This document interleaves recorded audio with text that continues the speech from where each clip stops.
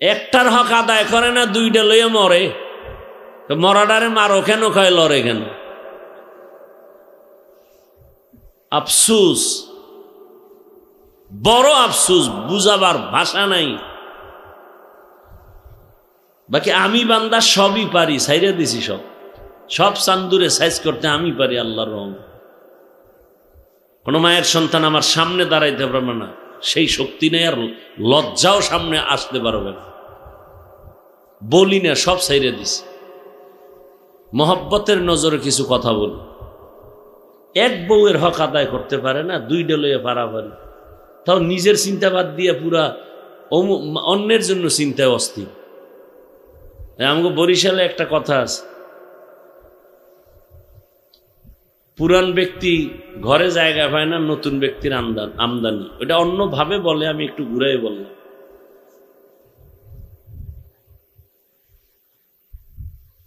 সেদিন একটারে বলছি, 2 বিয়ে করছে। আমি কি হন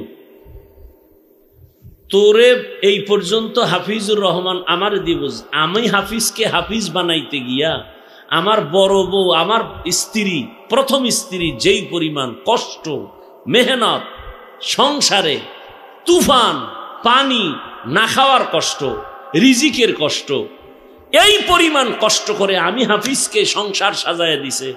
ছোট বউ এর 100 ভাগের 1 ভাগ নিছে। কথা বলেন, কোন নিচে আমাকে বলেন একজনে? এই যারা 2 বিয়ে করে, বড় বউ যেই পরিমাণ একটা সংসার তুফান দিয়া, স্বামীর কষ্ট, কারণ মানুষের প্রথম বিয়ার জীবনটাই কষ্ট। কি কামাই রুজি কষ্ট, খানা তেমন নাই, মনে চায় পায় না, এরপর সন্তান আসলে আরো চিন্তা, এদের খানা, সব মিলাইয়া এত কষ্ট করে করে করে করে একটা মহিলা সংসার সামাল দিয়া একটা পর্যায়ে নিয়ে আইসা এইবার আর ভাল লাগে না, এবার অন্যদিকে চোখ গোড়ায়। আর ছোট বউ আইয়া তো কয় কামাই করা পাইছি, আইয়া শেয়ার করে, সব নিয়ে যাও।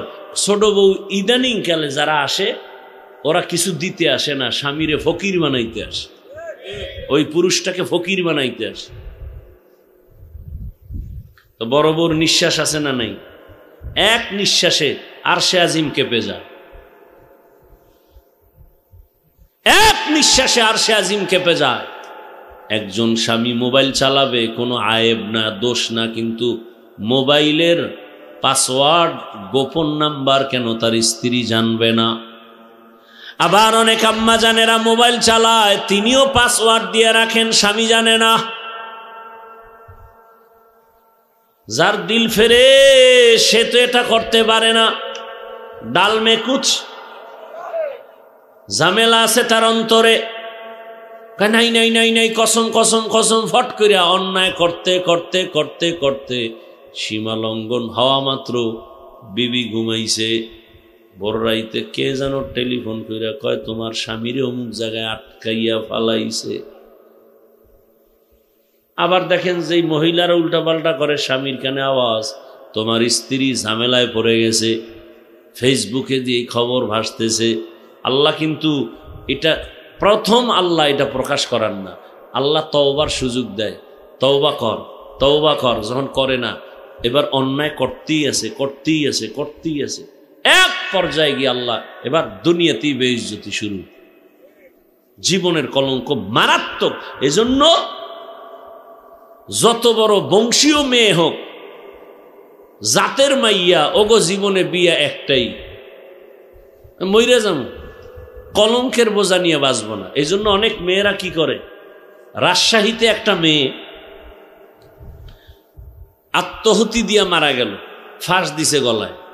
ফাঁস দেওয়ার আগে লাইভে আসছে, লাইভে এসে বলতেছে, বাবা তুমি আমার দ্বিতীয় মায়ের লইয়া খাইয়া ঘুমাও, তুমি দ্বিতীয় বিয়া করছিলা কেন? তোমার জামাই বারবার আমাকে মানসিক টর্চার করে, তোর বাবার চরিত্র খারাপ, না হয় 2 বিয়ে করলো কেন? আর আমরা মিলাদ পড়াই 2 বিয়ের জন্য। রসুলের কলিজা টুকরা বিবি, রসুলের ভরা যৌবন 25 বছর, যেমন তেমন পুরুষ না, সৃষ্টির শ্রেষ্ঠ রসুল, তার যৌবন 25 বছরের বয়সের যৌবন কত পাওয়ারওয়ালা বিবাহ করলেন 40 বছরের নারী খাদিজাতুল কুবরাকে রাদিয়াল্লাহু আনহা। খাদিজা যতদিন ছিল রাসূল দ্বিতীয় কোনো বিবাহের চিন্তাই করেনি,